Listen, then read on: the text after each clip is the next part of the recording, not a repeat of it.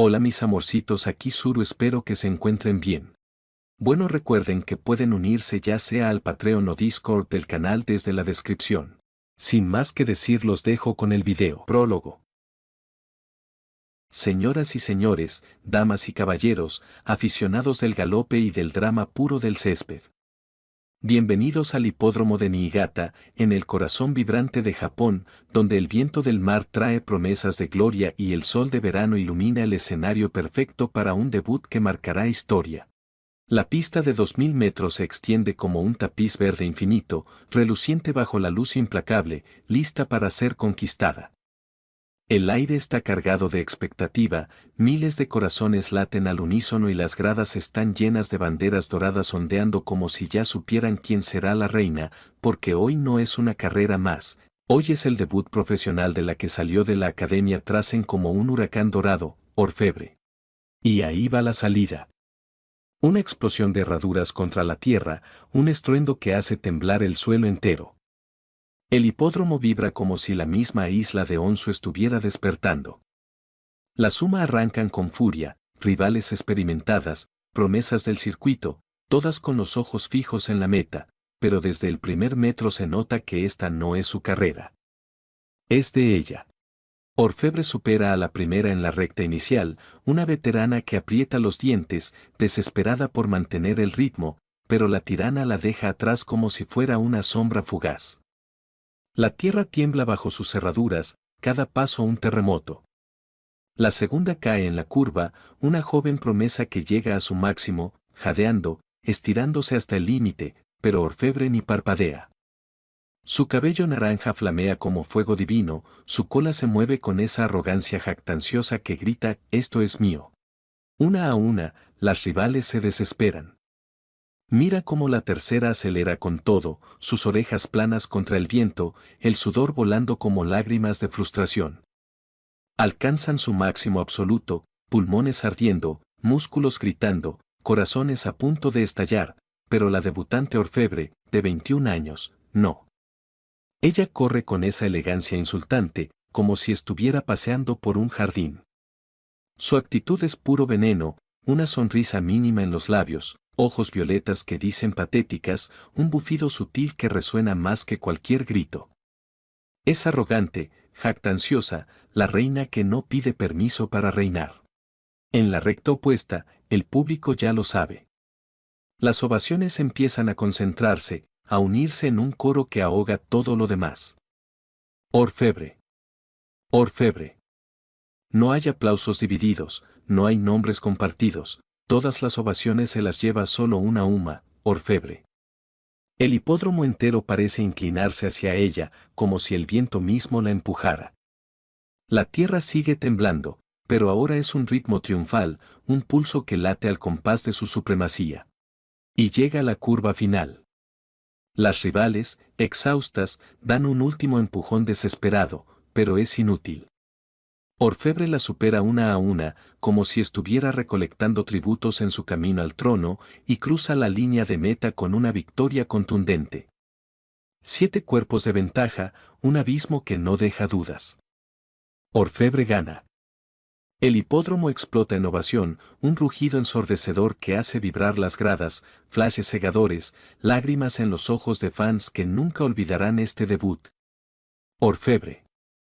La tirana ha llegado al mundo profesional y ya lo ha hecho suyo. Pero ella no celebra.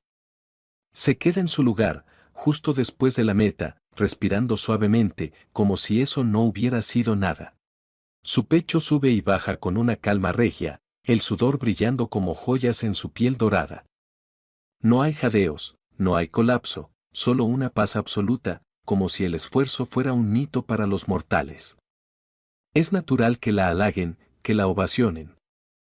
Ella es la única, la más grande, la que no corre para ganar, corre para recordarles a todos que la pista le pertenece.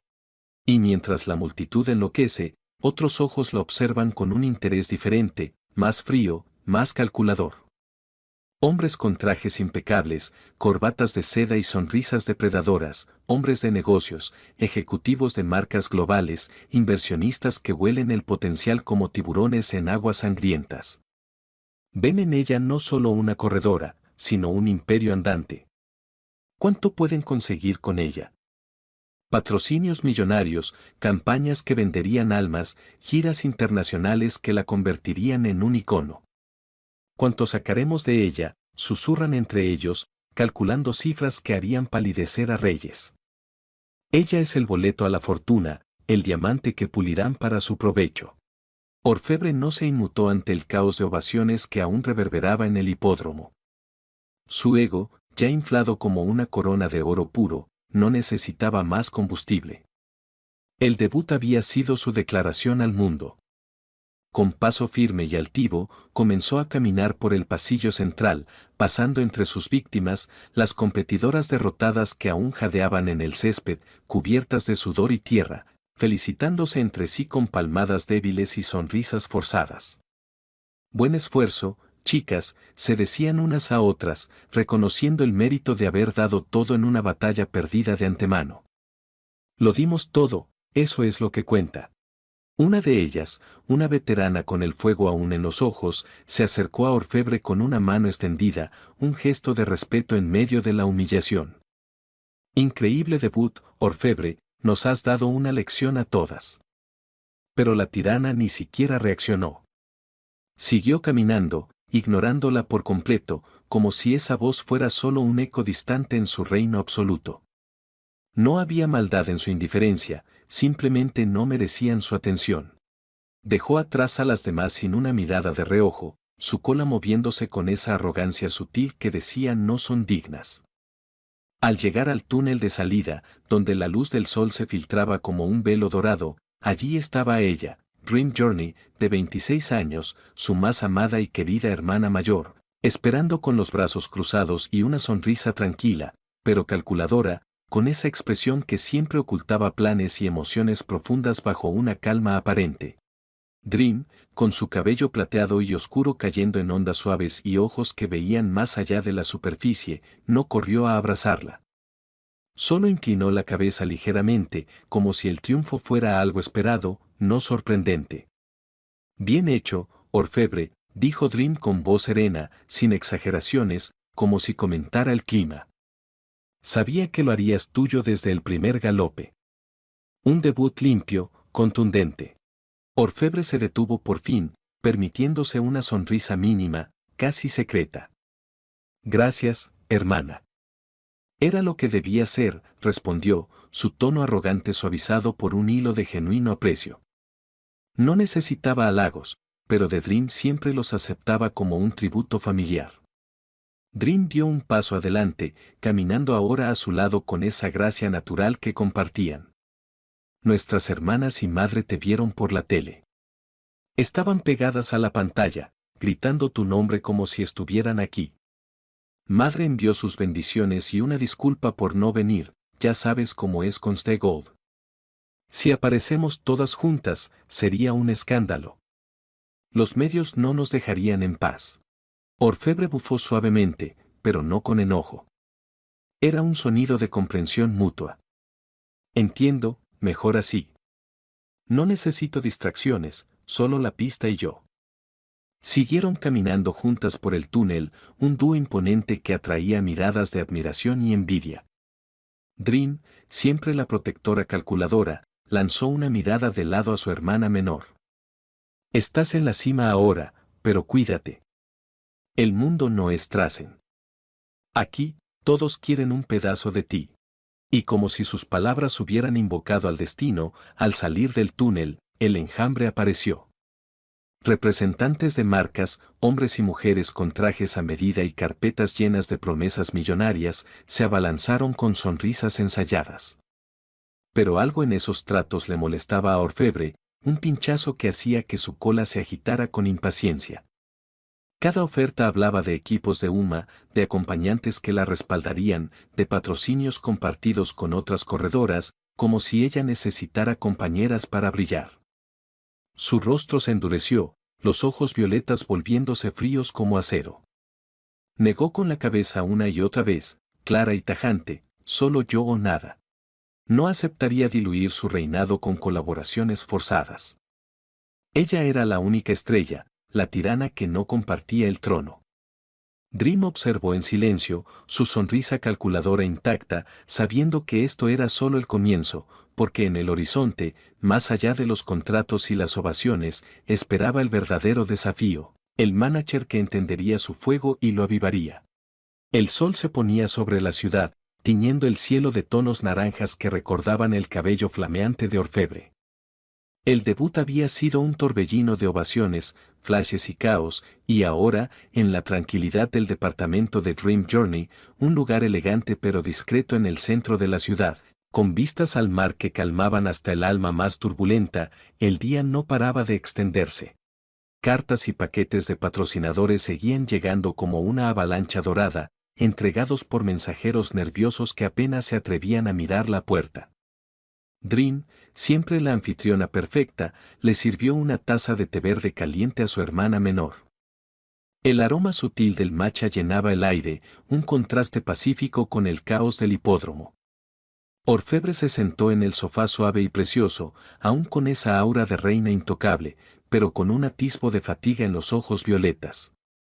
«Toma, hermana», dijo Dream con su voz tranquila, pasándole la taza con un gesto cariñoso pero calculado. «Has conquistado Niigata hoy. Mereces un momento de paz antes de que el mundo te reclame más». Orfebre sorbió el té, asintiendo apenas. Juntas empezaron a revisar el montón de cartas sobre la mesa de cristal. Sellos de agencias top, logos de marcas internacionales, propuestas que gritaban lujo y fama.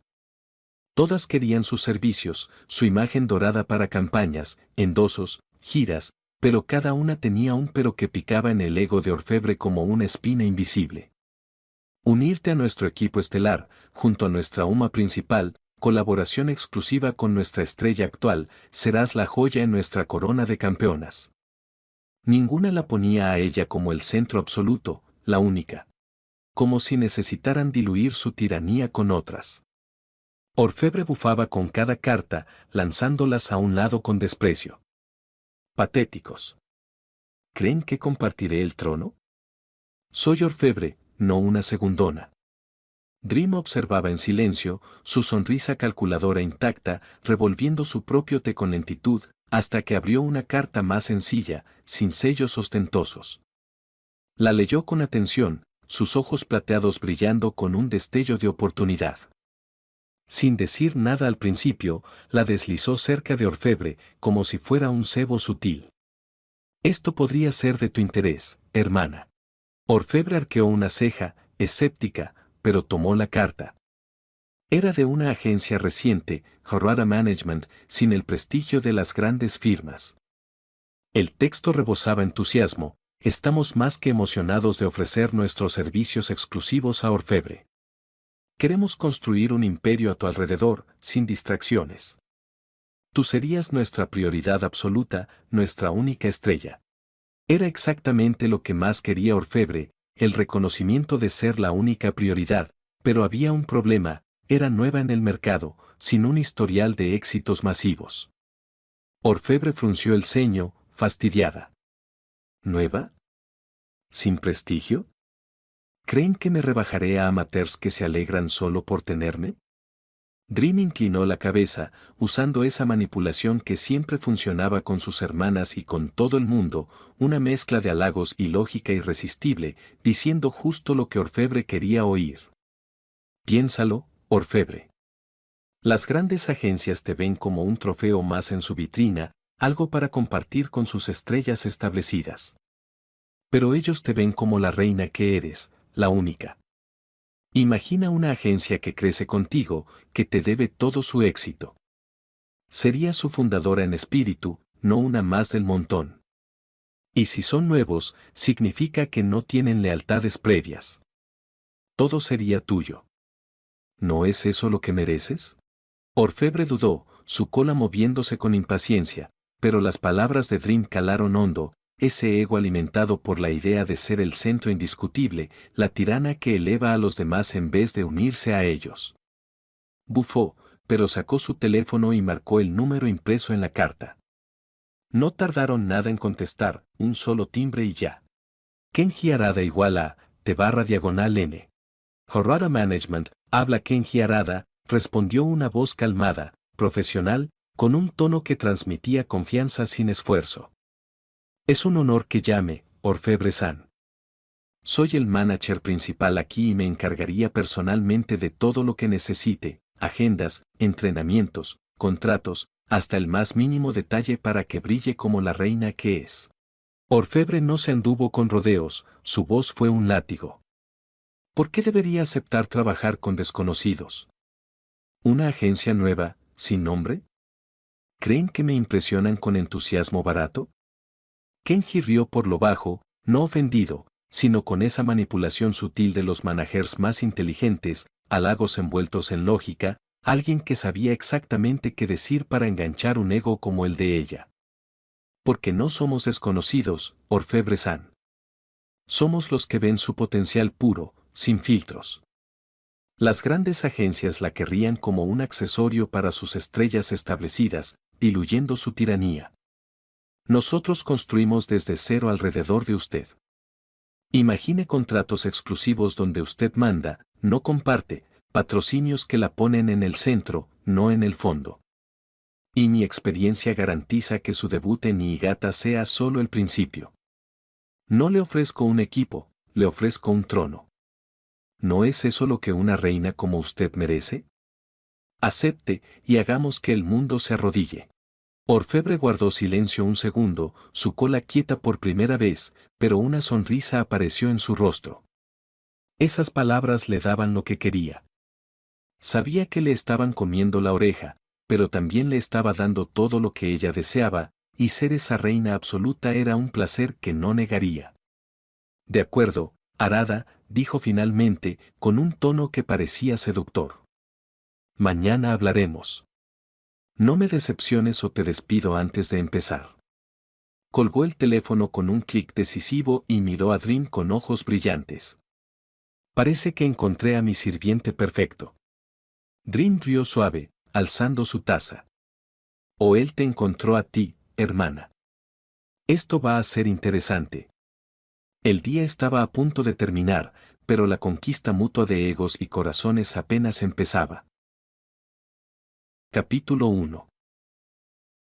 3 años habían transcurrido desde aquel debut arrollador en Niigata, un periodo que transformó a Orfebre de una promesa emergente en un icono internacional indiscutible. Gracias a la visión estratégica de Kenji Harada, su manager, se había establecido como una de las Uma Musume más reconocidas a nivel global. Los tratos cuidadosamente negociados, los patrocinios exclusivos con marcas de lujo como Chanel y Rolex, las campañas publicitarias que la posicionaban en el centro de narrativas épicas y el carisma innato de Orfebre habían forjado un imperio. Su presencia se extendía más allá de las pistas japonesas, conquistando circuitos europeos como el Prix de l'Arc de Triomphe en París y competencias en Dubái, donde su silueta dorada se convertía en sinónimo de excelencia implacable. El público adoraba las historias de superación, la Uma que se esfuerza contra viento y marea para convertirse en alguien, emergiendo de la nada con determinación inquebrantable. Sin embargo, en un mundo donde los héroes inspiran pero los villanos fascinan, Orfebre encarnaba un atractivo más profundo y complejo.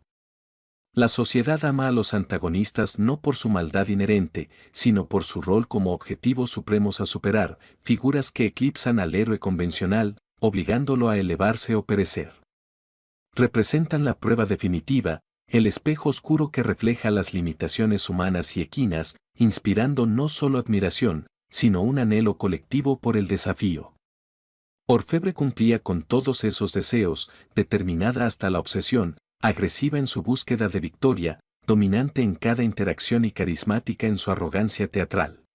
No era la heroína relatable, era la tirana que el mundo necesitaba para soñar con derrocarla, mientras secretamente anhelaba su permanencia en el trono. Kenji sabía explotar esto con precisión quirúrgica. Cada entrevista, cada aparición pública, cada carrera se diseñaba para resaltar su lado villanesco, declaraciones audaces que provocaban controversias, rivalidades escenificadas que llenaban titulares y un branding que la posicionaba como la reina inalcanzable.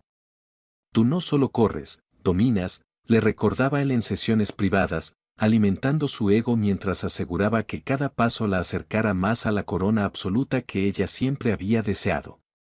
Bajo su guía, Orfebre no era una competidora más, era el estándar que todos aspiraban a romper, el villano carismático que hacía que el deporte fuera inolvidable. La temporada de carreras había llegado a su fin con un clímax indiscutible, dejando tras de sí un rastro de victorias aplastantes y récords pulverizados. Orfebre, la tirana, había dominado cada pista con una ferocidad que no solo intimidaba a sus rivales, sino que cautivaba a un público global ansioso por más. Ahora, con el calendario agotado, los patrocinadores se apresuraban a capitalizar el momentum, transformando su imagen en mercancía de élite. No se trataba de artículos triviales como peluches o camisetas genéricas. Estos eran objetos de colección de alta calidad, diseñados para coleccionistas exigentes y admiradores acaudalados. Ejemplos abundaban en las propuestas que inundaban la oficina de Kenji Harada, relojes de edición especial de marcas suizas, donde la esfera incorporaba su silueta galopando bajo una corona estilizada y, sobre todo, joyería inspirada en su esencia, collares con colgantes en forma de M blanca, incrustados en diamantes que evocaban su flequillo característico, o brazaletes grabados con motivos de cascos dorados, simbolizando su dominio sobre el césped.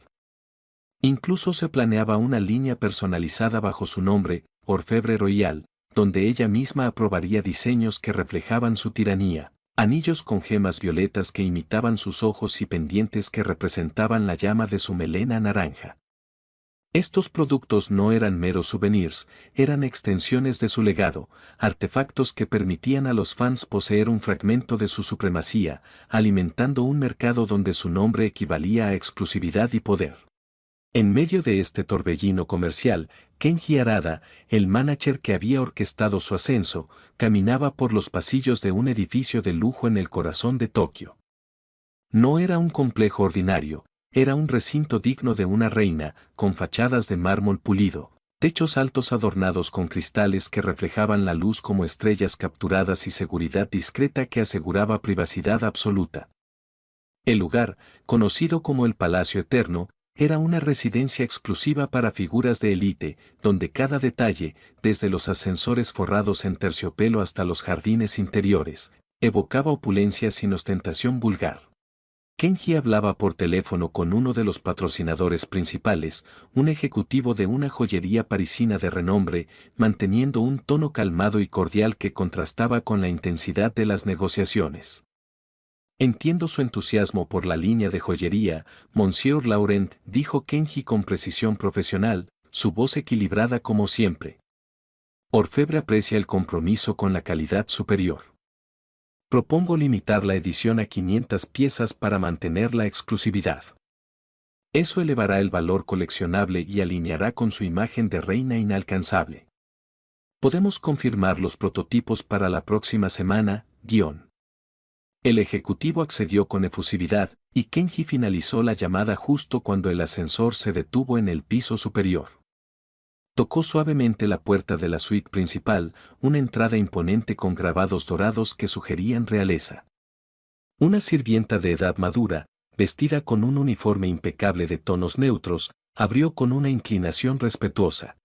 Se llamaba Aiko y había servido a Orfebre desde los inicios de su carrera profesional, convirtiéndose en una figura constante en su vida cotidiana. Buenas tardes, Harada-san, saludó Aiko con una sonrisa cálida pero profesional, reconociendo la familiaridad que habían desarrollado a lo largo de los años. Es un placer verlo de nuevo, viene por la revisión de agenda, guión. Inclinando la cabeza ligeramente, Kenji respondió, así es, Aiko-san. Y para actualizar a Orfebre sobre los nuevos patrocinios. Está disponible, guión. Aiko asintió. Por supuesto, la señorita Orfebre está en reposo, pero ha indicado que lo espere. Permítame guiarlo. Lo condujo a través de un pasillo adornado con arte contemporáneo, pinturas abstractas que capturaban la esencia del movimiento equino, hasta una puerta de madera tallada. Tocó con delicadeza y anunció, señora Orfebre, Harada-san ha llegado para verla, tal como solicitó. Desde el interior, la voz de Orfebre resonó con su timbre regio y autoritario, aunque teñido de una laxitud post-esfuerzo. Déjalo pasar, Aiko, y trae más de helado cuando regreses. Aiko dio un paso atrás, indicando a Kenji que procediera. Él tocó la puerta una vez más por cortesía, incluso con el permiso concedido, y entró. La habitación era un santuario de lujo minimalista, paredes en tonos crema que ampliaban el espacio, muebles ergonómicos diseñados para atletas de élite y una vista panorámica de la ciudad que se extendía como un reino conquistado. En el centro, un jacuzzi amplio burbujeaba suavemente, rodeado de velas aromáticas y toallas de algodón egipcio. Allí estaba Orfebre, sumergida hasta los hombros, relajando sus músculos después de una temporada donde había aplastado a toda competencia imaginable. Su físico era impresionante, equilibrado y forjado por años de disciplina rigurosa, hombros anchos pero elegantes, brazos tonificados que sugerían fuerza sin bulk excesivo y piernas que, incluso ocultas bajo el agua, evocaban la potencia de una atleta de carreras. Músculos definidos, tendones como cables de acero, todo en armonía con una silueta ágil y aerodinámica. Su piel blanca era hermosa, casi luminosa bajo la luz tenue, con un brillo saludable que hablaba de cuidado meticuloso. Como ella misma diría en momentos de vanidad, y lo había hecho en entrevistas, no solo era una reina, lo parecía en cada detalle, el cabello naranja húmedo cayendo en ondas perfectas, los ojos violetas medio cerrados en éxtasis relajado y esa marca blanca en forma de M en el flequillo que parecía una corona natural. No había atisbo de vergüenza en su postura. Yacía allí con la confianza de quien sabe que su cuerpo no es solo un instrumento de victoria, sino un símbolo de dominio absoluto. Kenji, dijo Orfebre sin abrir del todo los ojos, su voz un ronroneo satisfecho. Llegas justo a tiempo. Esta temporada me ha dejado exhausta, pero victoriosa. ¿Qué traes para mí, guión? Kenji se acercó con paso mesurado, manteniendo una distancia respetuosa pero familiar. Siempre conquistas, Orfebre-san. Acabo de cerrar detalles con Laurent para la joyería. Quieren una línea inspirada en tu corona dorada, piezas limitadas, con gemas que capturen tu esencia. Será un éxito, como todo lo que tocas. Ella abrió los ojos por completo, fijándolos en él con esa mirada penetrante que mezclaba arrogancia y algo más profundo, una química sutil que había crecido con los años. Bien. Asegúrate de que no sea vulgar. Quiero que cada pieza sea única, no un accesorio común. ¿Y tú, has manejado a esos buitres que insisten en colaboraciones? No compartiré mi brillo con nadie. Kenji asintió, su expresión calmada ocultando la satisfacción de saber que la entendía mejor que nadie. Por supuesto, todos los contratos son exclusivos. Tú eres el centro, como debe ser. Pero hay una propuesta nueva de Italia, un evento de gala donde serías la invitada de honor. Podría abrir puertas a más circuitos internacionales. Orfebre se incorporó ligeramente, el agua cayendo en cascadas suaves por su piel, y extendió una mano para que él le pasara una toalla cercana. Interesante, pero solo si es digno de mí. Tú lo sabes mejor que yo, Kenji. Has hecho de mí esta reina, o debería decir que yo te he hecho a ti mi leal consejero, guión. Le entregó una toalla, sus ojos encontrándose con los de ella en un momento de tensión cargada, donde el respeto mutuo rozaba lo personal. Ambas cosas, Orfebre-san. Es una conquista compartida, aunque tú lleves la corona. Ella rió suavemente, envolviéndose en la toalla con gracia regia, y el aire se espesó con esa dinámica familiar, ella dominando, él desafiando sutilmente, un equilibrio que definía su relación. Sin alterar su compostura, extendió una mano para indicar a Kenji que la siguiera hacia la sala, un espacio amplio y sereno donde la luz del atardecer filtraba a través de ventanales panorámicos, proyectando sombras alargadas que evocaban la extensión de su dominio. Kenji, consciente de la dinámica establecida entre ellos, la acompañó con paso medido, manteniendo esa distancia que equilibraba respeto. Una vez en la sala, Orfebre tomó asiento en un sofá de diseño minimalista, ajustando su toalla con precisión regia mientras su mirada violeta se posaba en él con una intensidad que mezclaba autoridad y expectativa sutil. Continúa, Kenji. Detalla esa propuesta de Italia. Kenji se sentó frente a ella, su expresión permaneciendo calmada pero firme, un reflejo de la resiliencia que lo había convertido en su aliado indispensable. La gala se llevaría a cabo en Milán, en el Palacio Reale, un venue histórico que reúne a inversores clave del sector de lujo italiano. Esta oportunidad representa un paso estratégico para expandir su influencia en circuitos europeos y americanos, mediante alianzas con casas de moda, que generarían patrocinios de nivel superior en exclusividad y valor financiero. Mi plan para asegurar su dominio en el evento: usted interactuará directamente con los principales inversores, destacando su trayectoria.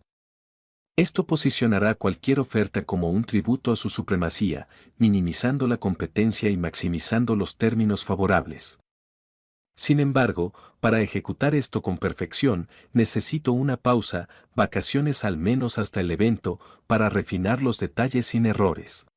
Orfebre inclinó la cabeza, sus ojos violetas escrutando su rostro con una intensidad que revelaba capas de emoción. ¿Vacaciones? ¿Estás empezando a fallarme, Kenji?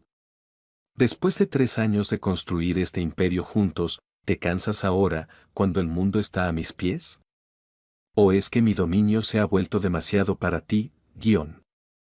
Su voz, aunque autoritaria, llevaba un tono bajo y provocador, creando una tensión que no era solo de confrontación, sino de una atracción latente, un pulso eléctrico que se acumulaba en el aire, recordando momentos pasados donde sus choques de egos habían rozado lo personal, cargados de una química innegable que hacía que el espacio entre ellos se sintiera vivo.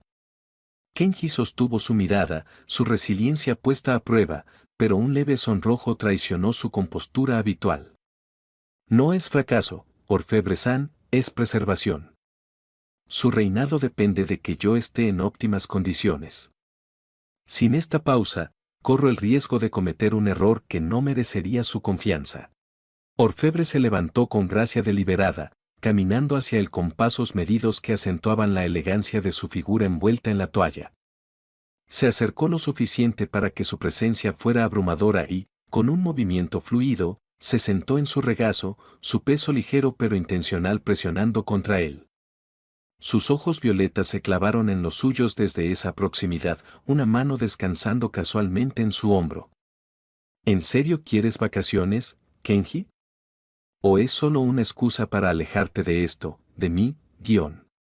La pregunta colgaba en el aire, cargada de insinuación, su aliento cálido cerca de su rostro, haciendo que la tensión implícita se intensificara sin palabras explícitas, un recordatorio de que su relación siempre había bordeado líneas invisibles. Kenji, ahora visiblemente sonrojado, dudó por un instante, su mano instintivamente posándose en su cintura para estabilizarla. Su voz salió en un tono más bajo de lo habitual. No es alejamiento, es para volver más fuerte. Pero si usted lo exige, puedo reconsiderar. En ese momento, Aiko regresó con el té helado en una bandeja plateada. Sus pasos silenciosos interrumpieron la atmósfera cargada de la sala. Al ver la pose íntima, Orfebre sentada en el regazo de Kenji, con una mano reposando en su hombro y sus miradas entrelazadas en una intensidad palpable, la sirvienta se detuvo abruptamente.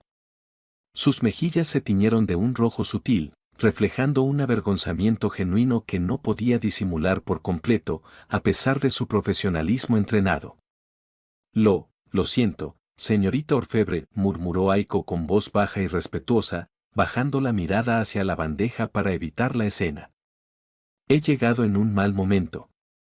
Permítame retirarme inmediatamente. Orfebre, sin apartar sus ojos violetas de los de Kenji, ni en los suyos de ella, manteniendo esa conexión inquebrantable que parecía excluir al mundo exterior, levantó una mano con gracia regia para detenerla. Su voz resonó calmada y autoritaria, sin un atisbo de perturbación. No te preocupes, Aiko. No es necesario disculparse. Ahora, ve a tu casa y descansa, no necesitaremos nada más por hoy. Las palabras, aunque firmes, llevaban un tono de consideración habitual hacia su sirvienta leal, reconociendo su dedicación sin alterar el equilibrio de poder en la habitación. Aiko inclinó la cabeza con formalidad, aunque el rubor persistía en su rostro, revelando su incomodidad interna. Como usted ordene, señorita orfebre. Que tenga una buena tarde, Harada-san. Se despidió con una reverencia profunda y se retiró en silencio, dejando la suite envuelta en una privacidad absoluta, con el eco de sus pasos desvaneciéndose en el pasillo. Con la puerta cerrada, la atmósfera se intensificó en un silencio compartido, donde la proximidad física entre Orfebre y Kenji se convirtió en el centro de una dinámica más profunda. Sus respiraciones se sincronizaron en un ritmo sutil, y el contacto ligero evolucionó hacia algo más deliberado, un intercambio de toques y miradas que insinuaba una intimidad recurrente, un patrón establecido en su relación, donde la tiranía de ella y la lealtad de él se fusionaban en momentos privados que trascendían lo profesional, alimentando su conquista mutua sin necesidad de palabras explícitas, dejando claro que tales encuentros no eran aislados, sino una extensión natural de su vínculo. Obsesivo y apasionado. Capítulo 2. Un día nuevo llegó con la luz gris del amanecer colándose por las cortinas entreabiertas del Palacio Eterno. Ninguno de los dos había dormido de verdad. Las horas se habían pasado en una cadena de momentos intensos que dejaron los cuerpos cansados, pero todavía despiertos, como si dormir fuera algo que no podían permitirse todavía. Orfebre se levantó primero. Se sentó en el borde de la cama con movimientos lentos, giró el cuello de un lado al otro para quitarse la tensión que todavía sentía. Su cuerpo desnudo quedaba a la vista bajo la luz tenue y, aunque controlaba bien cualquier señal de cansancio, se notaba que todavía estaba agitada. El pecho subía y bajaba en respiraciones largas, pero no del todo tranquilas. La piel blanca tenía un brillo de sudor que no se había secado por completo, y las marcas de la noche estaban ahí, claras, mordidas en el hombro, chupetones que iban del cuello a la clavícula en tonos rosados y morados. No había vergüenza en su forma de sentarse, solo una calma que parecía decir que esas marcas eran algo que ella había permitido. Kenji seguía acostado en el centro de la cama. Las sábanas cubrían apenas desde la cintura para abajo, todas revueltas. Su torso desnudo brillaba con sudor fresco, el pecho subía y bajaba con fuerza, cada respiración profunda le costaba. Tenía el brazo derecho sobre los ojos para tapar la luz y darse un momento para respirar. En su piel se veían las señales más fuertes, chupetones desordenados en el cuello y el pecho, marcas de dientes que se hundían en el hombro y el pectoral izquierdo, rasguños rojos que cruzaban el abdomen y los brazos como líneas hechas con prisa. Su respiración era más pesada que la de ella, entrecortada, y cada vez que soltaba el aire parecía que le costaba. Ninguno dijo nada durante varios minutos. El silencio era pesado, pero no incómodo, era el silencio que queda después de algo que los dos habían querido y disfrutado por igual. Orfebre habló primero, su voz salió baja y ronca por la noche anterior, pero firme. ¿Todavía quieres ese descanso, Kenji? Él no quitó el brazo de los ojos de inmediato. Soltó un suspiro largo, casi rendido. No, respondió al fin, con voz ronca. Obvio que no. Ella giró la cara hacia él, sin sonreír del todo, pero con una curva pequeña en los labios que mostraba que le gustaba la respuesta. Obvio, repitió, como si ya supiera que iba a decir eso. Entonces ya no hablamos de vacaciones. Milán está a unos días y tienes que revisar el itinerario, confirmar los contactos con los italianos, preparar el discurso. No hay tiempo para detenerse. Kenji bajó el brazo despacio. Sus ojos, todavía nublados por el cansancio y algo más, se encontraron con los de ella. El violeta de Orfebre era intenso contra el marrón oscuro de los suyos, y por un segundo el aire se sintió cargado otra vez. Tienes razón, dijo él. Siempre la tienes, pero, esto no es sostenible a largo plazo. Orfebre lo miró fijamente, con los ojos violetas entrecerrados, como si estuviera midiendo hasta dónde podía empujarlo antes de que se rompiera algo. El silencio que siguió a las palabras de Kenji fue corto, pero pesado, como el aire antes de una tormenta. No es sostenible, repitió ella, con voz baja y lenta, casi un susurro que cortaba. ¿Y qué es sostenible para ti, Kenji? ¿Que yo siga siendo la que brilla mientras tú te desgastas en la sombra? ¿O que te des cuenta de que sin mí no eres nada, guión? Kenji se sentó del todo, las sábanas cayendo hasta su cintura. Su rostro seguía marcado por la noche, sudor y rasguños, pero sus ojos ya no estaban nublados. Había algo afilado en ellos ahora. Sin ti no soy nada, dijo él, con voz tranquila pero firme. Pero sin mí tú tampoco eres nada. Yo soy el que arma cada contrato, el que calla a los buitres, el que hace que tu nombre llegue a donde tú sola no llegarías. Tú corres, sí, tú ganas, pero yo soy el que te pone en la pista para que puedas hacerlo. Si alguien es prescindible aquí, no soy yo. El golpe fue directo. Orfebre sintió que el orgullo le ardía en el pecho como si le hubieran clavado una aguja caliente. Su mandíbula se tensó. Se levantó de la cama con un movimiento rápido, desnuda y sin importarle, y en 2 pasos estuvo sobre él. Lo empujó hacia atrás con una mano en el pecho, lo suficiente para que cayera de espaldas sobre el colchón. Antes de que pudiera reaccionar, ella se subió encima, sentándose a horcajadas sobre su cintura. Con la otra mano le rodeó el cuello. No apretó fuerte, pero sí lo suficiente para que él sintiera la presión de sus dedos contra la piel, un recordatorio claro de quien tenía el control físico en ese momento. Repítelo, dijo ella, inclinándose hasta que sus rostros quedaron a centímetros. Su voz era un hilo de acero. Repite que sin ti no soy nada, si tienes los huevos, repítelo mirándome a los ojos. Kenji no apartó la mirada. Su respiración era rápida, el pulso latiéndole fuerte bajo los dedos de ella, pero no había miedo en su expresión. Solo esa mezcla de desafío y cansancio que siempre salía cuando se enfrentaban de verdad. Sin mí, dijo despacio, sin bajar la voz. Tú sigues siendo orfebre, pero no serías la reina que eres ahora. No tendrías los contratos exclusivos, no tendrías las portadas, no tendrías el imperio. Yo lo construí, yo lo sostengo, y si me voy, todo se cae. Eso no es una amenaza, es un hecho. Orfebre apretó un poco más los dedos alrededor de su cuello. No era dolor, era presión, lo suficiente para que él sintiera que podía apretar más si quisiera. Su rostro estaba tan cerca que él podía ver el pulso acelerado en su garganta, el leve temblor de ira contenida en su mandíbula. No me amenaces, susurró ella. No te atrevas a amenazarme con irte. Tú no vas a ningún lado. Tú eres mío. Lo eres desde el día que firmamos el primer contrato y lo vas a seguir siendo hasta que yo decida que ya no me sirves. Kenji levantó una mano y la posó sobre la muñeca de ella, no para apartarla, sino para sostenerla. Sus dedos se cerraron con fuerza alrededor de su antebrazo.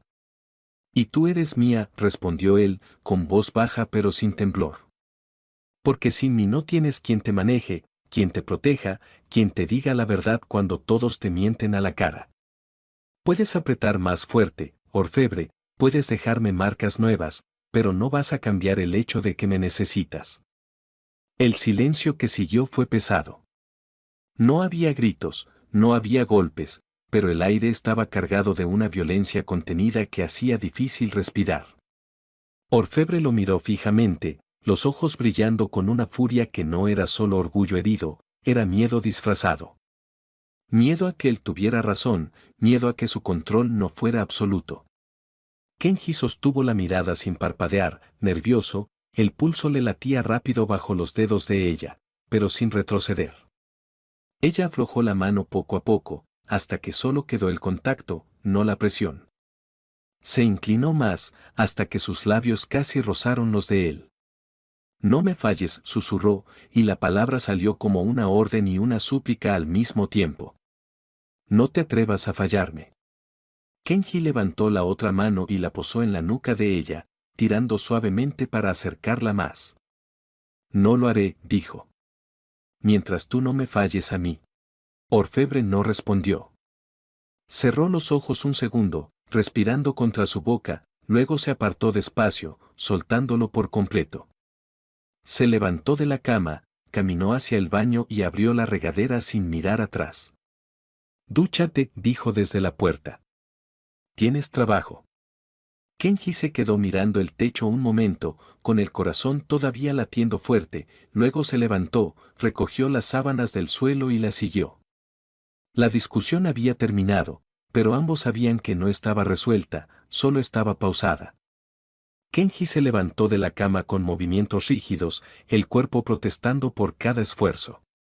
El sudor seco tiraba de la piel en los lugares donde las marcas aún ardían. Caminó hacia el baño sin mirar atrás, entró en la ducha y abrió el agua fría al máximo. El chorro helado lo golpeó como un castigo, pero no se quejó. Se quedó allí parado, dejando que el agua le quitara el calor residual y el olor de ella, aunque sabía que no serviría de nada. El olor de orfebre ya era parte de él y no se iría con nada. Cuando salió, envuelto en una toalla, la encontró ya vestida, pantalón de sastre negro ajustado, camisa blanca de cuello alto, tacones que resonaban como órdenes en el suelo de mármol, el cabello todavía húmedo recogido en un moño bajo y apretado. No había rastro de la mujer que había estado encima de él hace minutos, solo quedaba la tirana, lista para conquistar el día. «Milán», dijo ella sin preámbulo, revisando algo en su teléfono. «Quiero la lista de inversores en mi bandeja antes del mediodía y el discurso revisado. Nada de florituras, directo. Quiero que sientan que están comprando un imperio, no un favor». Kenji se secó el cabello y comenzó a vestirse. «Está en camino», respondió. «Ya lo envié al equipo a las 6:47. Tendrás la versión final en 30 minutos». Ella levantó la vista, los ojos violetas lo estudiaron como si buscaran una grieta. «No te veo convencido».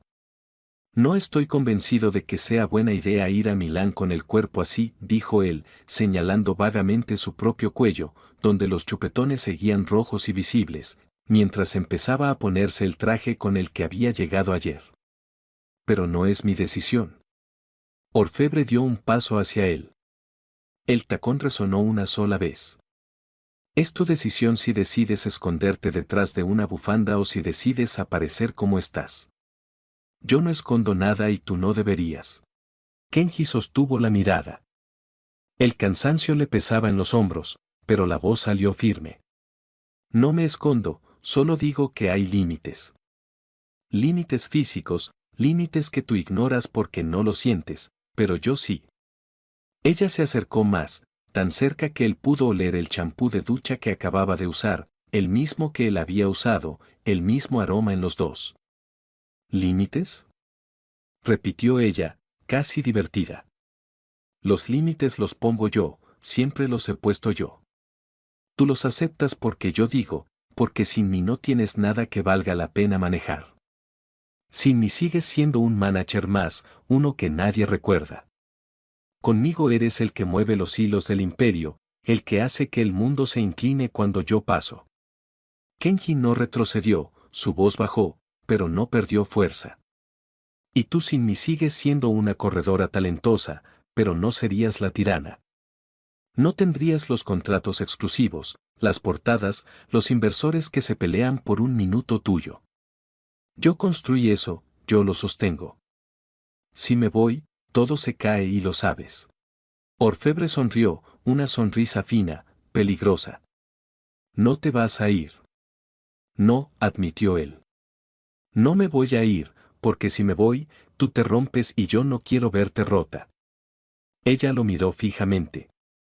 Por un segundo, el violeta de sus ojos pareció oscurecerse. «No me rompo», dijo, casi escupiendo las palabras. «Nunca». Kenji dio un paso hacia ella. Ahora eran ellos los que estaban demasiado cerca. «Te rompes todos los días», respondió él.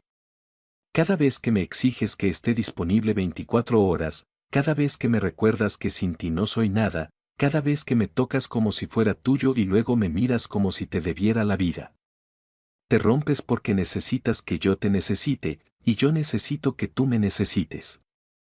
Es un círculo enfermo, orfebre, y los dos lo sabemos. Ella levantó la mano, no para golpearlo, sino para sujetarlo por la corbata que él acababa de anudar. Tiró de él hasta que sus narices casi se tocaron. Entonces tú te quedas en este círculo, dijo. Si te atreves a salir, yo misma te arrastraré de vuelta, y si te resistes, te romperé hueso por hueso hasta que no quede nada que puedas usar para alejarte. Pero no te irás, nunca te irás. Kenji no apartó la mirada. Su mano subió despacio y cubrió la de ella, la que aún sostenía la corbata con fuerza. No intentó soltarla, en cambio, la apretó con firmeza, como si quisiera anclar ese momento y evitar que se deshiciera. No me voy, dijo con voz baja, pero sin titubeos. No porque me amenaces. Me quedo porque si me voy, tú te destruyes y yo no puedo permitir que te destruyas. Eres lo único que tengo que realmente vale la pena. Orfebre sostuvo su mirada un segundo más. El violeta de sus ojos parecía arder con una intensidad contenida, como si estuviera evaluando si esas palabras eran verdad o solo otro intento de control. Luego soltó la corbata con un movimiento brusco, casi despectivo, dio un paso atrás, recuperando distancia. El espacio entre ellos regresó, pero no trajo calma, solo hizo que la tensión se condensara más, como aire cargado antes de una tormenta. Milán, dijo, como si la discusión anterior no hubiera existido. Trabaja desde aquí. No me importa si es más difícil, si tienes que hacer llamadas a las 3 de la mañana o coordinar con Italia a través de pantallas. De aquí no te vas. Y llama a Aiko, que prepare el desayuno. Quiero café negro, tostadas integrales y fruta cortada, nada pesado. Hoy no tolero errores ni en la comida. Se dio la vuelta y salió de la habitación. El sonido de sus tacones resonó en el pasillo como disparos lejanos, cada paso marcando territorio, recordándole que, aunque él hubiera hablado con crudeza, el control seguía siendo de ella. Kenji se quedó solo en la habitación. El silencio que dejó su salida era casi físico. Caminó hasta el baño y se detuvo frente al espejo.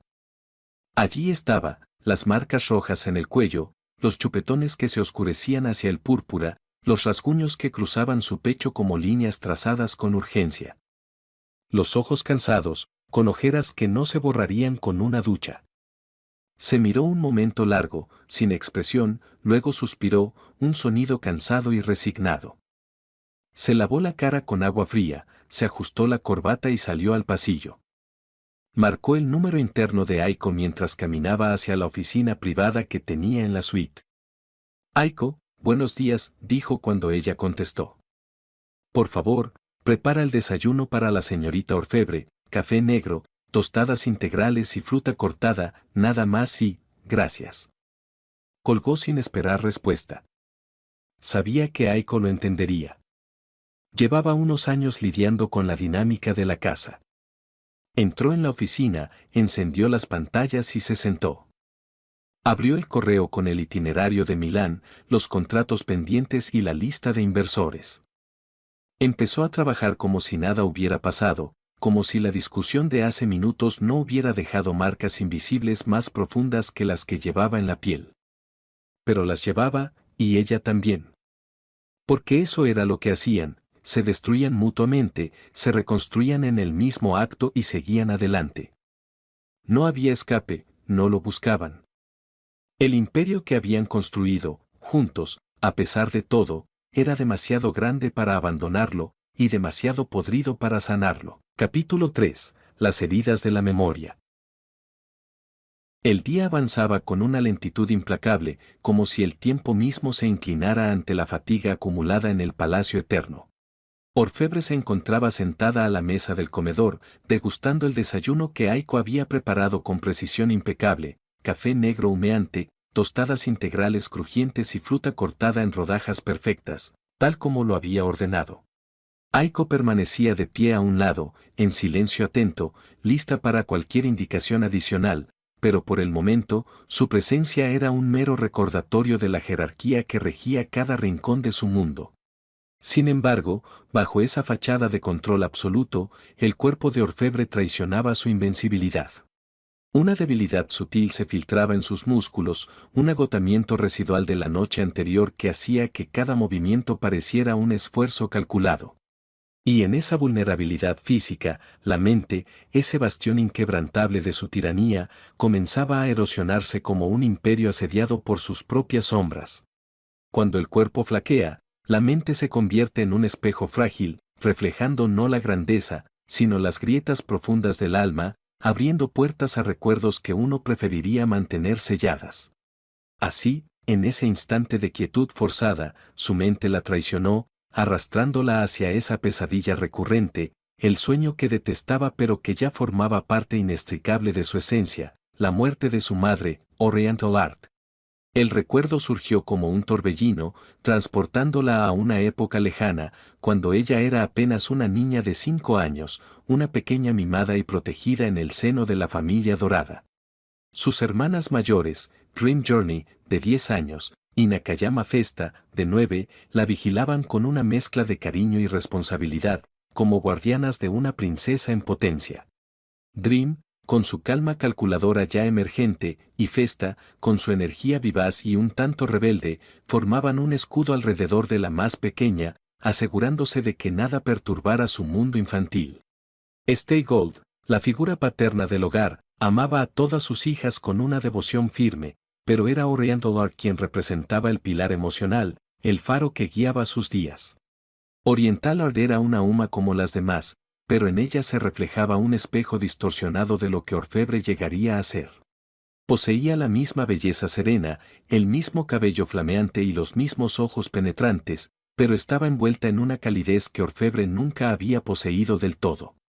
Al contrario de la tirana en la que se convertiría su hija, Oriental Art era una persona luminosa, cariñosa, sin temor a amar ni a entregar su corazón a quienes lo merecían. Amaba a toda su familia con una sinceridad absoluta, un amor respetuoso y profundo que no discriminaba orígenes. Incluso a Festa, fruto de una relación pasada de Stay Gold, la trataba como si fuera sangre de su sangre, envolviéndola en el mismo abrazo maternal que dedicaba a Orfebre y Dream Journey, sus hijas biológicas. Era un amor incondicional, que fluía como un río sereno, nutriendo sin exigir, perdonando sin rencor. Tal vez por eso, cuando ella murió, fue como si el mundo entero se desmoronara, dejando un vacío que devoraba todo a su paso, un abismo que Orfebre aún intentaba conquistar con su arrogancia, pero que en momentos como este la arrastraba de nuevo al borde del precipicio. No fue un golpe repentino, ni un mal visible a simple vista. Fue un declive insidioso, una erosión gradual que devoraba la vitalidad de Oriental Art desde adentro, dejando solo ecos de la mujer que había sido. Comenzó con una tos leve, un sonido inocuo durante un juego cotidiano en el jardín familiar, bajo el sol tibio de una tarde que parecía eterna. Oriental Art estaba arrodillada en la hierba suave, riendo mientras jugaba con sus hijas pequeñas, construyendo castillos imaginarios con bloques de madera. Stay Gold, exhausta de un día de entrenamiento, dormitaba a su lado, recostada contra un árbol con una expresión de paz serena. Orfebre, con sus 5 años, empujaba un bloque con entusiasmo, sus ojos violetas brillando de alegría pura. De pronto, Oriental Art tosió. Un sonido seco, pero no alarmante, que interrumpió el juego por un instante. «Mamá, ¿estás bien?», preguntó Orfebre con voz infantil, inclinando la cabeza, su pequeño flequillo blanco en forma de M cayendo sobre su frente.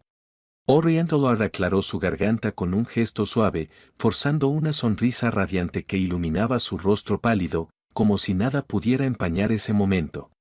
«Sí, mi pequeña reina, solo es un poco de polvo en el aire. Sigamos construyendo nuestro palacio, ¿de acuerdo?». Su voz era cálida, envolvente, pero ya entonces, en lo profundo, era una promesa rota, un velo sobre la verdad que empezaba a deshilacharse. Los días se convirtieron en semanas, y el cuerpo de Oriental Art comenzó a fallar con una cruel lentitud. La tos se intensificó, transformándose en accesos que la doblaban por la mitad, obligándola a caer de rodillas para recuperar el aliento, jadeando con un silbido que aterrorizaba en silencio a sus hijas mayores.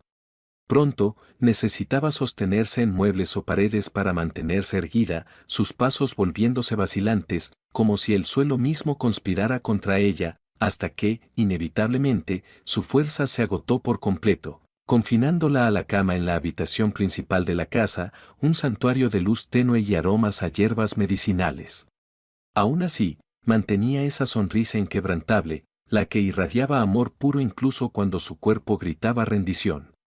Los días transcurrían en un ritual de tratamientos discretos, infusiones amargas, compresas frías, pero ella se negaba a abandonar el hogar por un hospital impersonal. No quiero que mis niñas estén solas, insistía.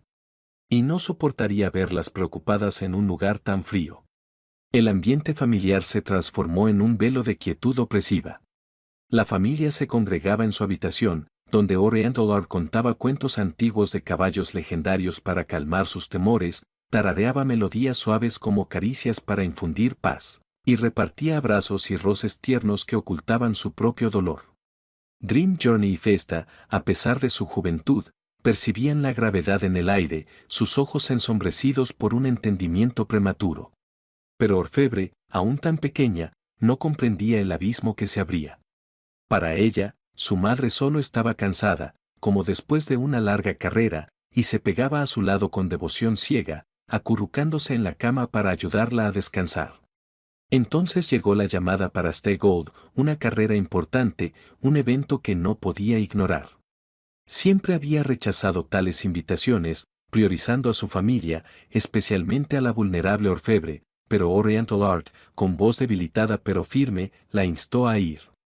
Ve, mi amor, le dijo, su mano temblorosa sobre la de Stay Gold. Me siento cada vez mejor. Mentira, una punzada que dolía como una herida fresca, negando el agotamiento que la consumía. Estaré aquí, esperándote con las niñas. Mentira, un corte más profundo, sabiendo que el tiempo se escurría como arena entre sus dedos. No te preocupes por nosotras, esto pasará pronto. Mentira, la más cruel, un eco que reverberaba en el silencio, sacrificando la verdad por un último acto de amor. Stay Gold, con el corazón dividido, aceptó y partió. Unos días después, las hermanas, con la ayuda de la sirvienta dedicada al cuidado de Oriental Art, prepararon un desayuno sorpresa para animarla, pan tostado con mermelada, el favorito de su madre, cortado en formas divertidas. Animadas por la sirvienta, que las guiaba con paciencia, entraron en la habitación con la bandeja temblando en sus manos pequeñas. Mamá, mira lo que te trajimos. Exclamó Dream Journey, su voz llena de esperanza forzada. Caro Oriental Art yacía inmóvil en la cama, con los ojos cerrados, su pecho sin el leve subir y bajar que solía tranquilizarlas. La sirvienta, con una sonrisa inicial que se desvaneció al instante, se acercó y la sacudió suavemente. Señora Art, ¿está despierta? Su tono casual ocultaba el creciente pánico. No hubo respuesta. La sacudió con más fuerza, el miedo ahora evidente en su voz temblorosa. Señora Art, por favor, despierte. Las niñas, aterrorizadas, se aproximaron. Dream Journey y Festa comenzaron a moverla con manos desesperadas, sus gritos ahogados rompiendo el silencio. Mamá, despierta. Por favor, mamá.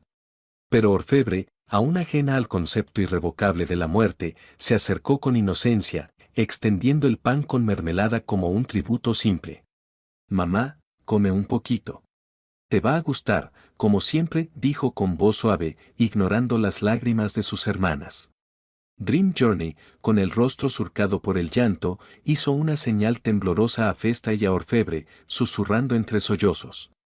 Está durmiendo profundo, dejémosla descansar. No lo estaba. Era una ilusión frágil para proteger a la más pequeña. Orfebre, convencida, dejó el pan en la mesita y se acurrucó junto a su madre, con una sonrisa confiada en los labios, cerrando los ojos para dormir a su lado. Sus hermanas, destrozadas pero unidas en el dolor, se unieron a ella en la cama, abrazando el cuerpo inmóvil como si su calor colectivo pudiera traerla de vuelta, sus llantos silenciosos mezclándose con la quietud opresiva de la habitación. La familia Mejiro, el linaje materno de Orion Dollard, conocido por su elegancia y resiliencia en las pistas legendarias, sufrió la pérdida como un terremoto que resquebrajaba sus cimientos. Mejiro McQueen, la abuela imponente y venerada, fue quien más padeció ese dolor lacerante. Su propia hija, el espejo de su juventud vibrante, se había extinguido como una llama sofocada por el viento cruel del destino. Con una fortaleza forjada en victorias pasadas, McQueen asumió el rol de guardiana temporal, cuidando a las niñas con manos temblorosas pero firmes, hasta que Ste Gold regresara de su carrera, ajena aún al abismo que se había abierto en su hogar. Los días siguientes fueron un torbellino de confusión para la pequeña orfebre, un laberinto de preguntas sin respuestas que erosionaban su mundo infantil. ¿Por qué no podía ver a su madre? Se repetía esa duda una y otra vez, mientras deambulaba por los pasillos silenciosos de la casa, tocando las paredes como si pudieran revelarle un secreto oculto. ¿Por qué todas lloraban? Observaba a sus hermanas mayores, Dream Journey y Festa, con sus ojos violetas llenos de perplejidad, notando cómo se escabullían para derramar lágrimas en soledad cuando creían que no las veía, sus sollozos ahogados como ecos distantes de una tormenta. ¿Por qué no estaba mamá en su habitación? Esa era la interrogante más punzante, la que la impulsaba a regresar una y otra vez al umbral de esa puerta cerrada, como si el mero acto de esperar pudiera conjurar de vuelta la calidez perdida. Toda la familia la protegía con un velo de mentiras piadosas, susurrando excusas suaves para preservar su inocencia. Mamá está descansando en un lugar especial, decían, o pronto volverá, solo necesita un poco más de tiempo.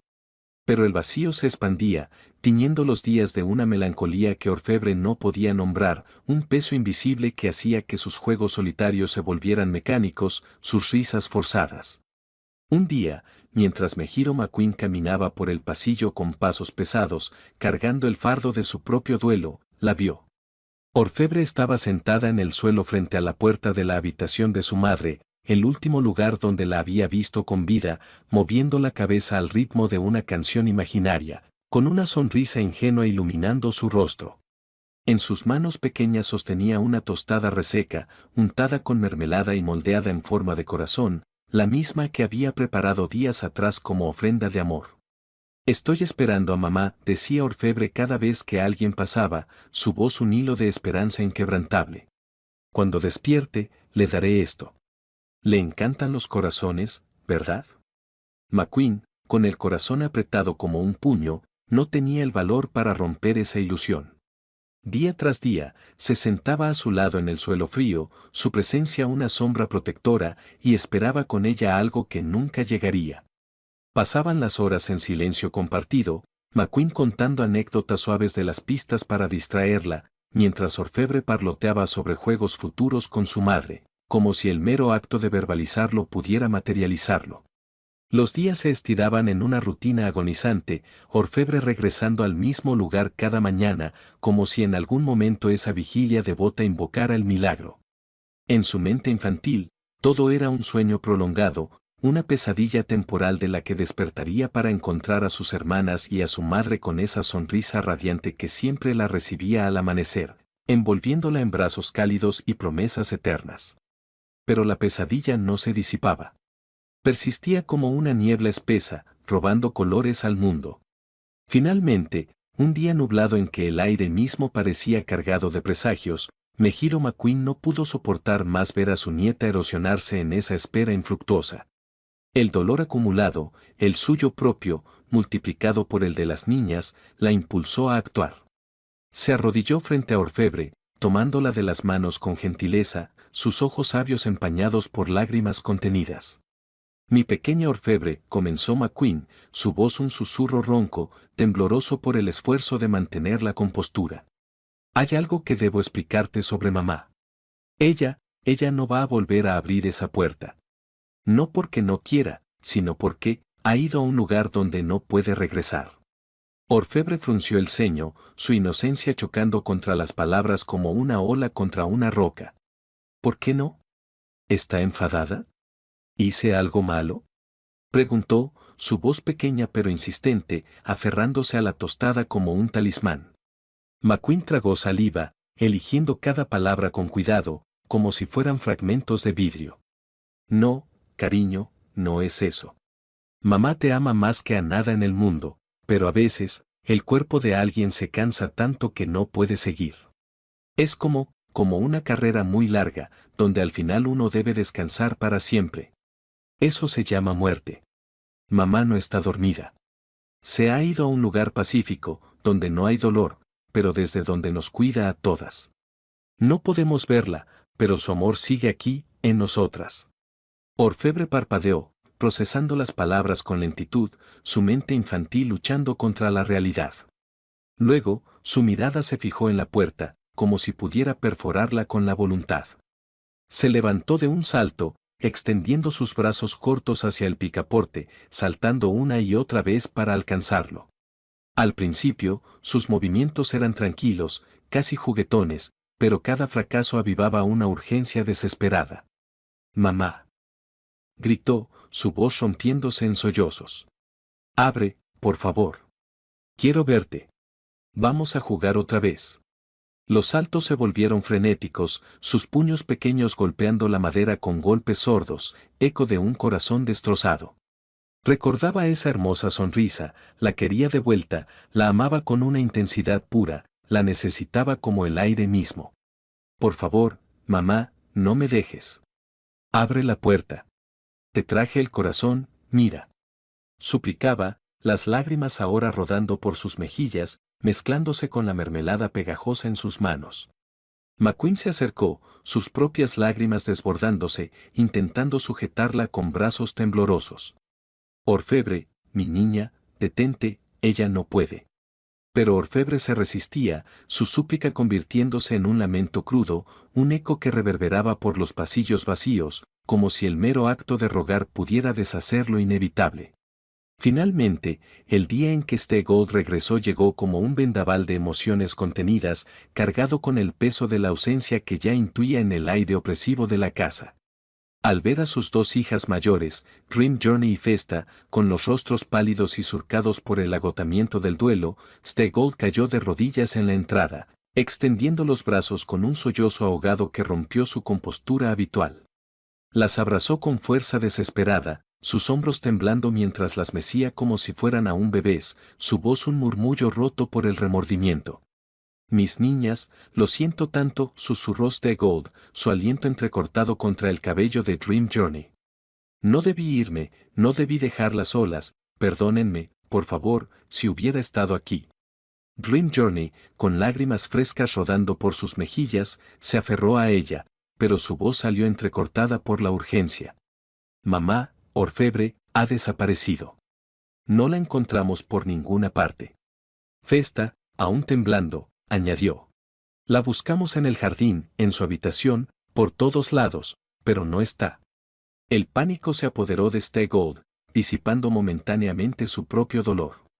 Junto con Dream Journey, Festa y Mejiro McQueen, quien observaba con ojos enrojecidos, su elegancia legendaria resquebrajada por el luto, comenzaron una búsqueda frenética por la casa y sus alrededores.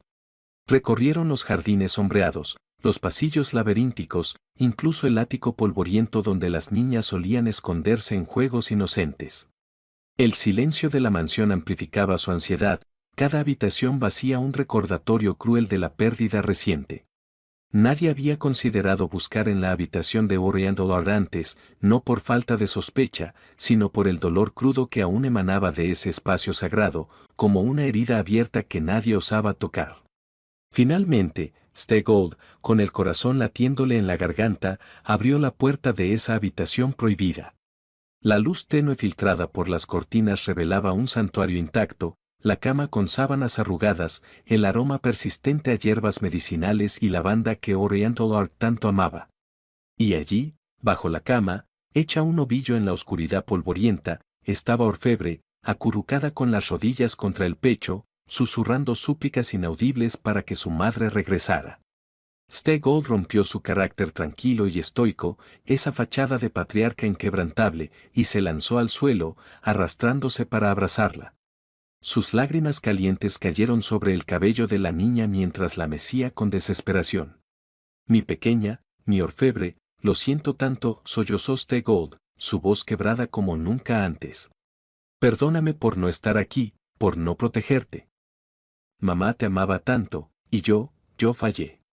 Orfebre levantó la vista, sus ojos violetas nublados por la confusión y el agotamiento, y un pensamiento fugaz cruzó su mente infantil. ¿Acaso esto traería de vuelta a mamá? ¿Podría un abrazo, un perdón, deshacer el vacío? Pero no dijo nada. Solo se aferró a Stegold, inhalando su aroma familiar mezclado con el polvo, un ancla en el torbellino de su mundo desmoronado. Desde ese momento, Stegold asumió un rol más dominante como madre soltera, esforzándose por llenar el vacío con una devoción feroz. Preparaba comidas simples pero nutritivas para las niñas, recordando las recetas favoritas de Oriental Art para evocar un sentido de continuidad.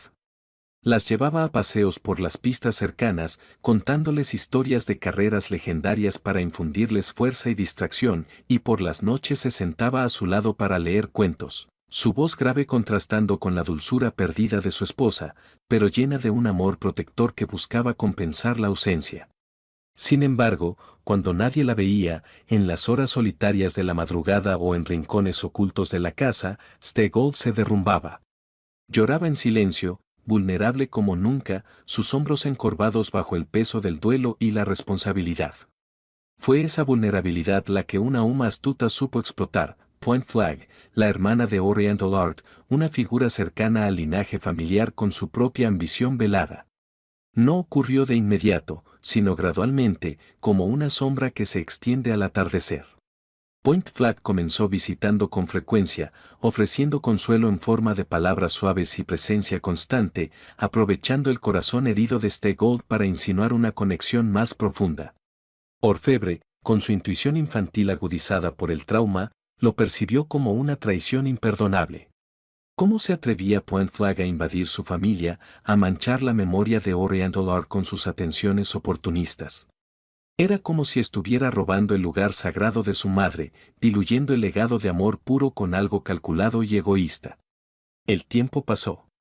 2 años que se sintieron como una eternidad, marcados por el crecimiento forzado de las niñas y el endurecimiento sutil de Orfebre, quien comenzaba a forjar su armadura de arrogancia como defensa contra más pérdidas. Un día, Stegold anunció que debía salir nuevamente para una carrera crucial, su voz teñida de culpa. Mejiro McQueen, agotada por la edad y el dolor persistente que le robaba fuerzas, ya no podía asumir el cuidado de las niñas como antes. Fue entonces cuando alguien no temió tomar ese rol, Still in Love, una Uma leal y resuelta del círculo familiar, quien se presentó con determinación para honrar la memoria de su hermana querida, Oriental Art, asumiendo el cuidado de las niñas no como una sustituta intrusa, sino como una guardiana devota que buscaba preservar el legado de amor incondicional que su hermana había dejado atrás. Still in Love ocultaba su verdadera naturaleza con maestría, proyectando una fachada de dulzura refinada y tranquilidad, una presencia educada y algo solitaria que pasaba desapercibida en el caos del duelo familiar. Nadie sospechaba que bajo esa calma serena latía un instinto más feroz, una dualidad inestable que emergía solo en momentos de intensa rivalidad o devoción posesiva. Para Orfebre, que aún lidiaba con su propia confusión infantil, una niña que disfrutaba de gustos sencillos como compartir dulces en momentos de paz con sus hermanas, pero que ya sentía una inseguridad sutil. Esforzándose el doble por ser vista y amada por quienes la rodeaban, Still in Love se convirtió en un apoyo invaluable. No era una intrusa. Era alguien en quien confiar, una figura protectora que velaba por ella sin diluir el recuerdo de su madre, ofreciendo abrazos suaves y cuentos tranquilos que evocaban la calidez perdida.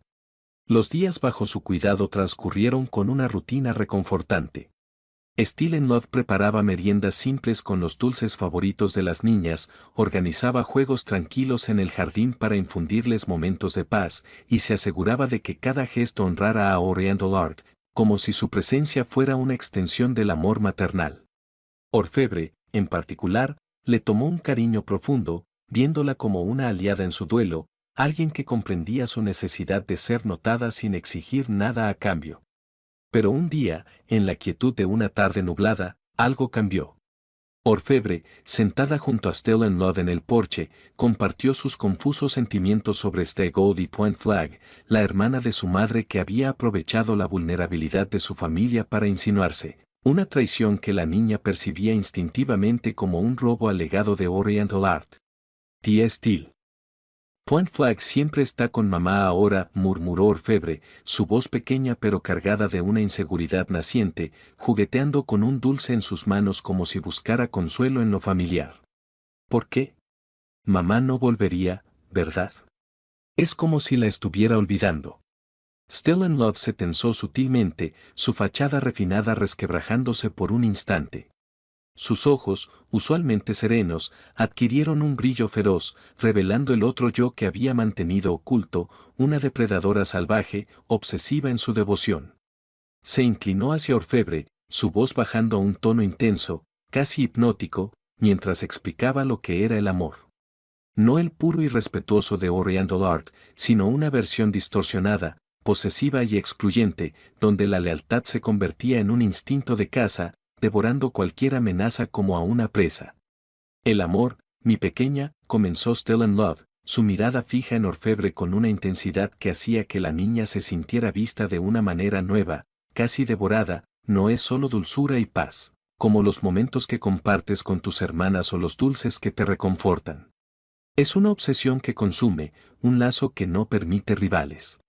Cuando amas de verdad, ves a esa persona como tuya, solo tuya, y harías cualquier cosa para proteger ese vínculo, desde gestos tiernos, como pintar un dedo en rojo soñando con un compromiso eterno, hasta acciones más instintivas, como marcar lo que es tuyo para que nadie más lo toque.